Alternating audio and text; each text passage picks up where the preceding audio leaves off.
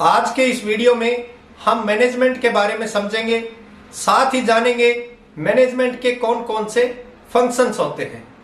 सबसे पहले हम मैनेजमेंट को एक सिंपल से एग्जांपल से जोड़ते हैं। हम जब कोई शादी ब्याह करते हैं तो वहाँ पे हम कंप्लीट मैनेजमेंट को देखते हैं, क्योंकि मैनेजमेंट बेसिकली कहता है work done through other peoples, यानी दूसरों से काम लेने की जो कला है उसी को मैनेजमेंट बोला जाता है। तो वहाँ पे सबसे ज्यादा हम दूसरों से ही काम लेते हैं, चाहे इसके लिए हम पैसा जरूर इन्वेस्ट करते हैं, पैसा जरूर हम लगाते हैं, लेकिन काम हम ज्यादातर दूसरों से ही लेते हैं। चाहे वो शादी करवाना हो तो पंडित जी से, चाहे टेंट लगवाना हो तो टेंट वाले पर्सन से, और जितने भी काम मिठाइयाँ बनवानी है, खाना बनवाना है तो वो हलवाइयों से। उसके लिए हम एक प्रॉपर सीक्वेंस चलाते हैं। वो सीक्वेंस जब रहेगी तो मैनेजमेंट भी प्रॉपर रहेगी। यही इंडस्ट्रीज में वर्क करती है कि management basically work done through other peoples जरूर है, लेकिन वो जो काम हम दूसरों से लेते हैं वो एफिशिएंट काम हो और टाइम पे हो। यही हम लोग एक शादी ब्याह में भी चाहते हैं कि जब हम एक प्लानिंग करते हैं, हम एक ऑर्गेनाइजिंग करते हैं, तो उन सभी चीजों को जोड़ करके हम शादी ब्याह को सफल बनाने की पूर्ण रूप से प्रयास करते हैं। तो मैनेजमेंट बेसिकली की planning, organizing, staffing, directing and controlling, ये सभी एक मैनेजमेंट के हिस्से हैं। और अगर इसको एलोबरेट करें तो मैनेजमेंट एक ऐसा प्रोसेस है जिसमें हम जितने भी रिसोर्सेज हैं उन रिसोर्सेज का प्रॉपर यूज करें। रिसोर्सेज से मतलब मैन, मटेरियल, मशीन, इन सभी चीजों का मेथड, इन सभी चीजों का एक प्रॉपरली यूज करें और यूज करके हमारा जो गोल है उस गोल को अचीव करें। मैनेजमेंट के फंक्शंस की बात करते हैं। मैनेजमेंट के मेनली 5 फंक्शन होते हैं, जिसमें सबसे पहला होता है प्लानिंग। प्लानिंग का मतलब होता है कोई भी योजना को बनाना, यानी कोई भी हम जब योजना बनाते हैं तो वो फ्यूचर पर्पज के लिए बनाते हैं। तो प्लानिंग करना, ऑर्गेनाइजिंग करना यानी एक संगठन बनाना, उस संगठन में सभी इस प्रकार के लोग हों कि जिनको एक डायरेक्शन दी जाए, उसी डायरेक्शन के अनुसार वो काम करें और काम करके जो मेन गोल है, जो बेसिक ऑब्जेक्टिव है, उसको वो प्राप्त करने में हेल्प करें। स्टाफिंग यानी जो भी हमारे कर्मचारी हैं उनकी नियुक्ति करना। डायरेक्टिंग यानी लीडिंग, नेतृत्व और मार्गदर्शन देना। और लास्ट कंट्रोलिंग, ये इसके मेन फंक्शन होते हैं। कंट्रोलिंग से मतलब है नियंत्रण करना। सबसे पहले फंक्शन की बात करते हैं प्लानिंग की। प्लानिंग का बेसिक मीनिंग क्या होता है, यानी पहले से ही सोचना कि क्या करना है, कब करना है, कैसे करना है और किसके द्वारा इस काम को किया जाना है, क्योंकि यह फ्यूचर की एक्टिविटीज के लिए एक दिशा तय करता है। योजना बनाना हर कार्य की पहली और सबसे महत्वपूर्ण सीढ़ी होती है। अगर मैं प्लानिंग के कुछ स्टेप्स की बात करूं तो सबसे पहला है ऑब्जेक्टिव सेट करना, यानी लक्ष्य तय करना। इसी प्रकार से दूसरे में ऑब्जेक्टिव्स की बात करूं तो फोरकास्टिंग करना। फोरकास्टिंग का मतलब है कि भविष्य का अनुमान लगाना। तीसरा, कोई अल्टरनेटिव प्लान भी होना चाहिए। जरूरी नहीं है कि वो आपका सही हो। शादी ब्याह कर रहे थे, अचानक से आपके पास बारिश आ गई, तो उस केस में हम क्या करेंगे? तो वैकल्पिक कोई ना कोई हमारे पास योजना भी होनी चाहिए। और लास्ट इसमें इंपॉर्टेंट ऑब्जेक्टिव प्लानिंग में सेलेक्टिंग बेस्ट प्लान, यानी सबसे अच्छी योजना को चुनना, ताकि हमारा जो गोल है वो आसानी से अचीव हो सके। यानी एक सिंपल एग्जांपल की मैं बात करूं तो एक कोई भी मोबाइल कंपनी है, वो यह तय करती है कि अगले साल नया मॉडल लॉन्च करना है। तो जब वो अगला मॉडल लॉन्च करेगी तो वह इसकी मार्केटिंग स्ट्रेटजी, इसका प्रोडक्शन शेड्यूल और बजट की योजना वो पहले से ही तय करती है। इसी प्रकार से शादी ब्याह में भी है, हम एक स्ट्रेटजी तैयार करते हैं।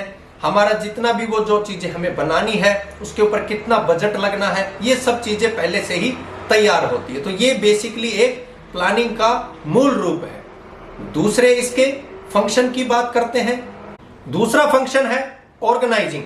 ऑर्गेनाइजिंग का अर्थ है जितने भी रिसोर्स हैं उनको व्यवस्थित रूप से बांटना, ताकि योजना को सफलतापूर्वक लागू किया जा सके। इससे कार्यों को समूह में बांटकर उनकी अथॉरिटी और उनकी रेस्पॉन्सिबिलिटी दी जाती है। इसके कुछ स्टेप्स की मैं बात करूं तो सबसे पहले इंपॉर्टेंट डिवीजन ऑफ वर्क, यानी काम जो है उसका विभाजन करना, कार्य का विभाजन सभी में इक्वली डिस्ट्रीब्यूट करना। डिपार्टमेंटेशन यानी विभाग बनाना भी बहुत जरूरी है। डेलीगेशन ऑफ अथॉरिटीज यानी अधिकार और जिम्मेदारियां देना। और लास्ट सबसे इंपॉर्टेंट, ये सभी चीजें करने के बाद कोऑर्डिनेशन यानी सभी के बीच में एक समन्वय बनाए रखना। इसको एक सिंपल एग्जांपल से समझे। एक हॉस्पिटल है, वो अपने स्टाफ को अलग अलग विभागों में बांटता है, जैसे सर्जरी का विभाग है, नर्सिंग का विभाग है या फिर प्रशासन विभाग है, ताकि हर कोई अपनी जिम्मेवारी को ठीक से निभाए। क्योंकि सब एक जगह हो जाएगा तो वो उसमें सब कंफ्यूजिंग सिचुएशन में रहेंगे। तो उस कंफ्यूजन को दूर करने के लिए जो सबसे बेस्ट तरीका है वो यही है कि इक्वली सभी की जिम्मेदारी दी जाए। शादी ब्याह में भी कुछ इसी प्रकार का होता है कि रिश्तेदारियों तक को जिम्मेदारियां दी जाती है कि आपको ये करना है, आपको इस पर, जो रेस्पॉन्सिबल लोग होते हैं, और उनको जिम्मेदारियां देकर के काम को प्रॉपर ढंग से पूरा करवाया जाता है। तो ये बेसिकली होता है ऑर्गेनाइजिंग। तीसरे इसके फंक्शन की बात करते हैं। तीसरा फंक्शन है स्टाफिंग। स्टाफिंग का मतलब है संगठन के लिए एक सही व्यक्ति को सही पद पर रखना। यह ह्यूमन रिसोर्स मैनेजमेंट से जुड़ा हुआ कार्य है। इसमें रिक्रूटमेंट है, सिलेक्शन है, ट्रेनिंग और कर्मचारियों का सबसे बड़ी बात मूल्यांकन करना, यानी उनकी परफॉर्मेंस अप्रेजल, इसको जरूर शामिल करना। इसके कुछ स्टेप्स की बात करूं तो कर्मचारियों की आवश्यकता का विश्लेषण करना, उनको किस प्रकार की क्या रिक्वायरमेंट्स हैं, क्या फैसिलिटीज चाहिए, भर्ती प्रक्रिया एक प्रॉपर करना, प्रॉपर भर्ती करना, पारदर्शी तरीके से करना, साफ सुथरी करना, ताकि सही जो पर्सन्स है वो वहां पे आए। उनको एक प्रॉपर ट्रेनिंग देना, ट्रेन देना बहुत आवश्यक है कि आपका किस प्रकार का काम है, वो काम कैसे पूर्ण आपको करना है, कितने समय में करना है और किस तरीके से करना है। ये सब बहुत जरूरी चीजें हैं। और उनके प्रमोशन का जो है वो मूल्यांकन करना, उनकी पदोन्नति या उनका मूल्यांकन, यानी जैसे उनकी परफॉर्मेंस बेस्ट है, एक परफॉर्मेंस अप्रेजल जब करेंगे तो यानी प्रमोशन के लिए क्या वो एलिजिबल है या नहीं है।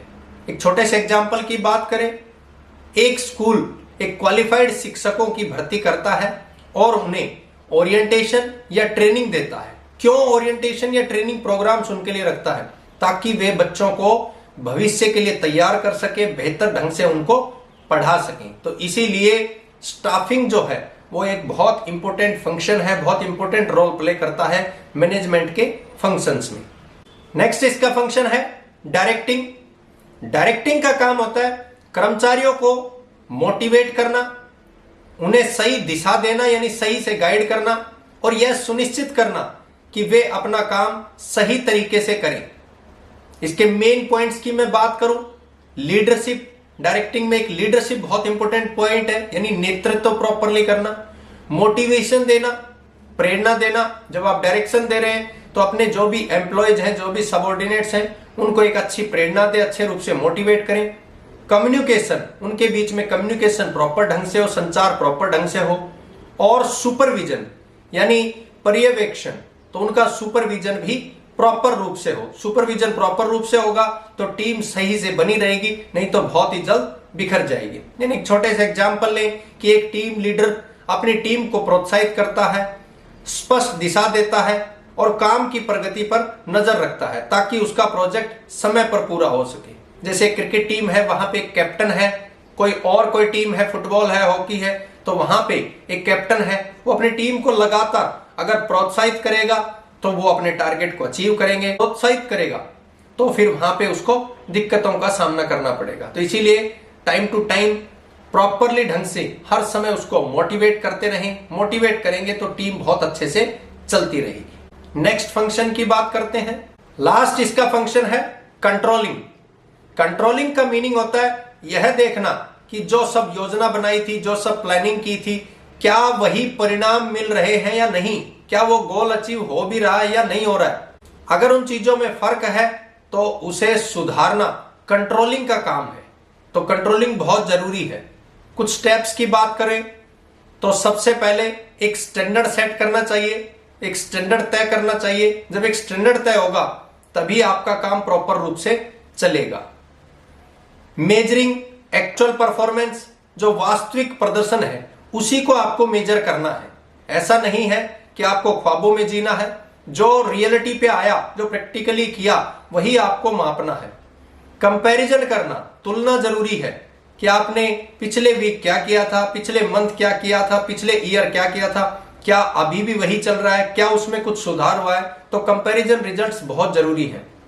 और करेक्ट एक्शन जरूर लेना है, यानी सुधारात्मक कदम उठाना वहां पे बहुत जरूरी है। अगर ये नहीं होगा तो वैसा ही चलता रहेगा और परफॉर्मेंस धीरे धीरे वहां पे डाउन हो जाएगी। अगर मैं एक छोटा सा एग्जांपल बात करूं, सेल्स मैनेजर महीने की बिक्री को लक्ष्य से तुलना करता है। अगर बिक्री कम है तो वह नई रणनीति बनाता है या कर्मचारियों को अतिरिक्त प्रशिक्षण देता है। यह बहुत इंपॉर्टेंट पॉइंट है दोस्तों। अगर कोई भी सेल्स मैनेजर है और वो महीने की बिक्री को यदि लक्ष्य से तुलना नहीं करेगा तो हमेशा गारंटी है कि उसकी बिक्री कम ही रहेगी। तो इसीलिए जब भी आप कोई भी वर्क करें तो एक अपना लक्ष्य निर्धारित करें और उस लक्ष्य के अकॉर्डिंग आप चलते रहें। हो सकता है कभी कभार कम भी होगा, लेकिन ज्यादातर समय आप लोग ज्यादा ही अचीव करेंगे क्योंकि आपके माइंड में हर समय लक्ष्य है।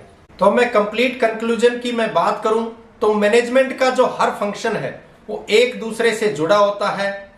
प्लानिंग बिना ऑर्गेनाइजिंग नहीं चल सकती, ऑर्गेनाइजिंग बिना स्टाफिंग अधूरी है और बिना डायरेक्टिंग व कंट्रोलिंग कोई भी योजना सफल नहीं हो सकती। इसीलिए कहा जाता है management is the art of getting things done through other people efficiently and effectively. यही एक मैनेजमेंट है और यही मैनेजमेंट के मेन फंक्शंस हैं। आशा करता हूं दोस्तों कि आपको कुछ इसमें से जरूर समझ में आया होगा। आप इनको जब थोड़ा रिटर्न में लिख लेंगे तो और भी बहुत अच्छे तरीके से समझ में आएगा। थैंक यू दोस्तों।